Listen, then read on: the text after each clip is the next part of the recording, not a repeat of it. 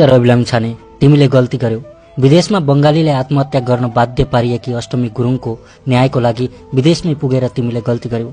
दलालले विभिन्न प्रलोभनमा पारेर बेचिएकी सोझी नेपाली चेली कविता तामाङलाई सकुशल स्वदेश फर्काएर तिमीले गल्ती गर्यौ। बाढीले बगाएको मुसहरमा बस्ती बनाएर तिमीले गल्ती गर्यौ। सिटामोल लिन शहर पुग्नु पर्ने र सुत्केरीले स्टिचरमै मर्नुपर्ने कालीकोटमा अस्पताल बनाएर तिमीले गल्ती गर्यौ। तिमी किन विदेशमा बेचिएका नेपालीको कुरा गर्छौ? तिमी किन गरिबको दैनिकीसँग मतलब राख्छौ? काठमाडौँमै घर थियो त तिम्रो, महँगो गाडी छ त तिमीसँग, के पुगेको छैन तिमीलाई? मान्छे करोडौं खर्चेर अमेरिका जान्छन् अनि तिमी चाहिँ के खान नेपाल आएको? तिमीले जति राम्रो गर, नेपाली भन्दा पार्टीका कार्यकर्ता धेरै भएको मेरो देशमा तिम्रो इमानदारीताको मूल्याङ्कन सधैँ बदनामीमा गरिनेछ। दुई पटकसम्म गृहमन्त्री बन्यौ, मिलाउन पर्थ्यो नि भ्रष्टाचारीहरूसँग हात, गर्नु पर्थ्यो नि कमिसनको खेल, गर्नु पर्थ्यो नि निर्दोष फसाउने र दोषी उम्काउने चलखेल। सायद आज